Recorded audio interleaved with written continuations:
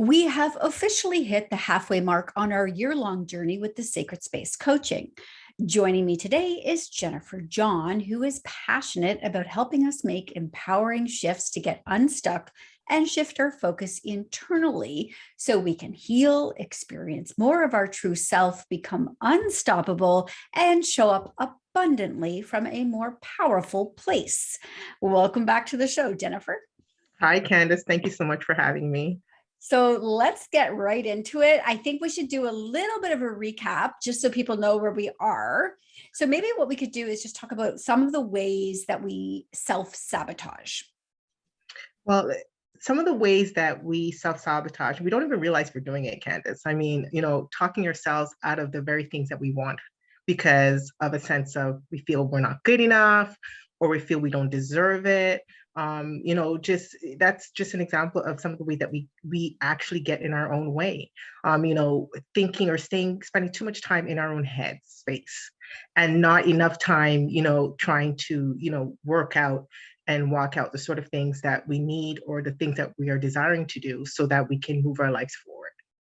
And when you said that about spending too much time in our own heads, all I could think was, because we've just had 2 years of that. But you know what that does to us, Candace? Well, one of the things it does to us is actually we start to compare ourselves constantly with other people, right? Because what's happened in those 2 years of us, being, spending that more of the time at home is that we're spending more time on social media. We're spending more time, be in front of a screen. And so what's happening is that we're tending to seeing things or seeing other people's lives and feeling as if they're living the life and we're not. They're achieving the goals that we want to achieve at a much faster rate. And so we tend to start to compare. And that's another way that we sabotage ourselves. And so spending that time in that headspace of ours is just cluttering that mental space with more stuff, more negative stuff than we need to have that we're trying to get rid of as opposed to accumulating, right?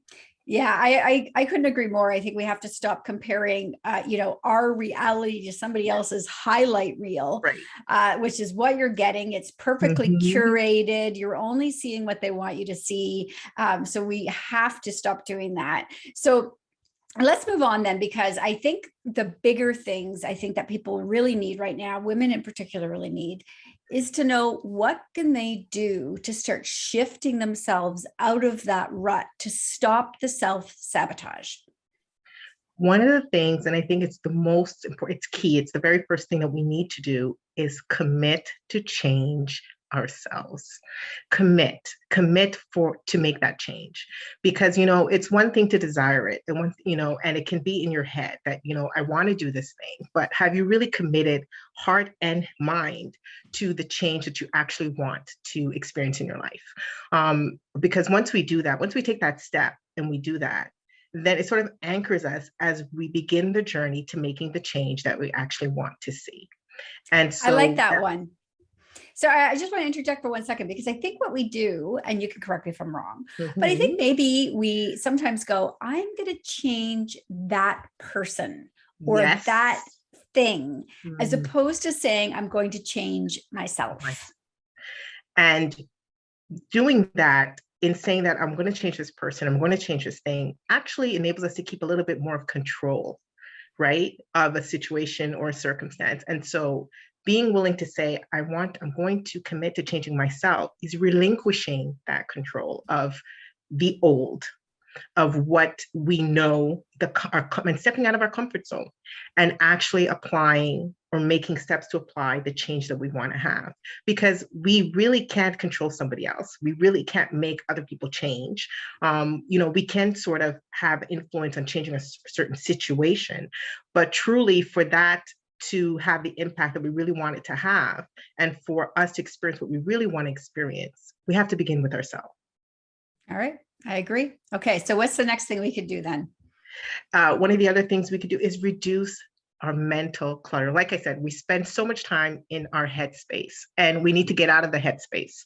We need to actually, engage with our reality. And so start to, stop the negative self-talk, the negative self-thinking, because it feeds into one another, right? You start thinking a thought, Then we start speaking what we're thinking. And as we're speaking it, it starts to become our reality because we're constantly saying these negative things to ourselves, talking ourselves out of what it is that we want. We don't deserve it. We're not good enough. It ties into our sense of worthiness. And so as we continue to do these things, we're actually getting in our own way, building roadblocks between the very thing we want to have and want to achieve and ourselves, and making it that much more difficult than it really has to be for us to have it. And what about confronting the things that scare us? Is that something we should do head on? You know what? That's a work in progress, because really, like, so there are things we know consciously we're afraid of, and there are things that we don't even realize we're afraid of because it's at the root of something else, right? That fear of failure. So we tend to procrastinate. We're thinking that procrastination is actually a problem, but really what it is a fear of failure. And so as we delve deeper into the reasonings behind the things that we do to sabotage ourselves, then we sort of uncover, right, and unpack what's the real source. Where is that coming from? It's a fear. And what type of fear is it? And so depending on what the fear is, you can take steps and small steps to change it, to confront it.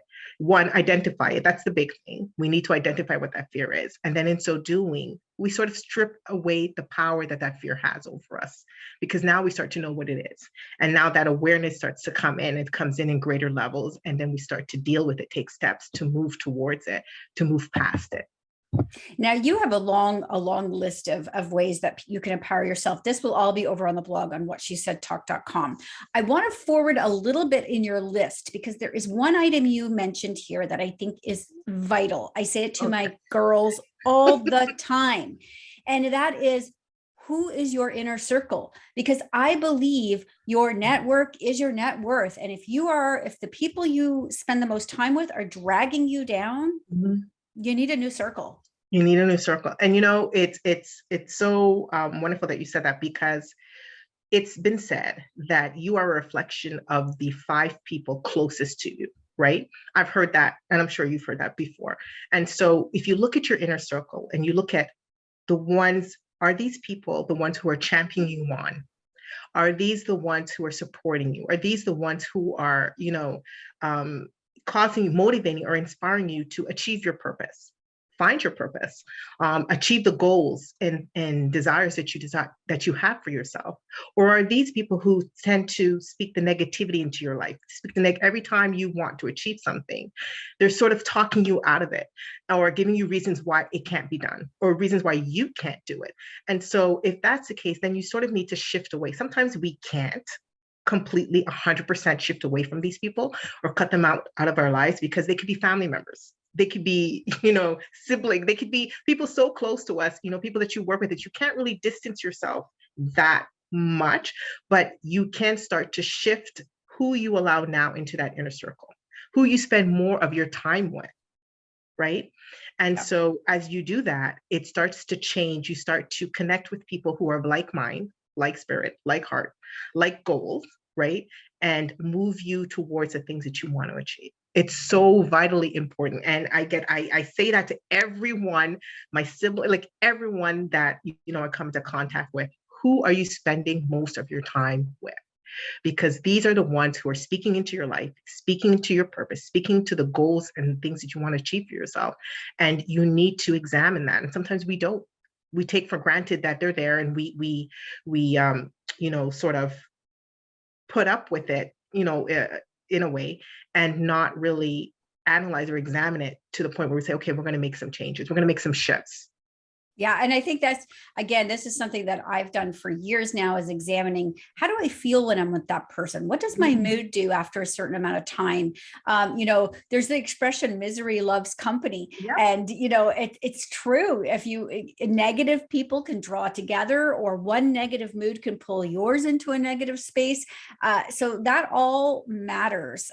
We don't have a lot of time left, because it's crazy how fast this goes with you every time. But you have one thing on your list about reaching out for support. And I think this is important because accountability is key, right? Accountability is key. And so what does that support look like? It can be a mentor, it can be, a trusted friend, someone that you can connect to that is going to support you and help you and keep you accountable. And if you need, beyond that, of course, we're available. Denise and myself, our coaching services, we're available. Just reach out to us, and we're more than glad to help you walk through this journey. But again, it has to be somebody that you trust, somebody that you can, walk with you and support you as you go through this journey. We all need it. It's so vital to the things that we need to want to achieve, the goals that we want to hit, the marks that we want to make. And so having that person, having that team of people who are going to say, yes, I'm going to partner with you. I'm going to hold you accountable. I'm going to walk with you as you journey through this, because I see and value the importance of the change that you want to make, is so vitally important for the journey that you want to take. All right. Well, speaking of accountability, you guys have a 21-day challenge that you can jump into anytime. Anytime. We actually just day. started to reboot that. So yes, we're, I think, 6 days in to the challenge. And so for anyone who wants to join, please do so. Just hop over to our Facebook page, The Sacred Space 21-Day Challenge. And you can join us as we move along to stop the self-sabotage, get unstuck, and become unstoppable. I love it. Okay, Jennifer, thank you. You always lift my mood every time you're here. So thank you so much for joining me today. Thank you, Candace. It's always a blast spending time with you. I love it.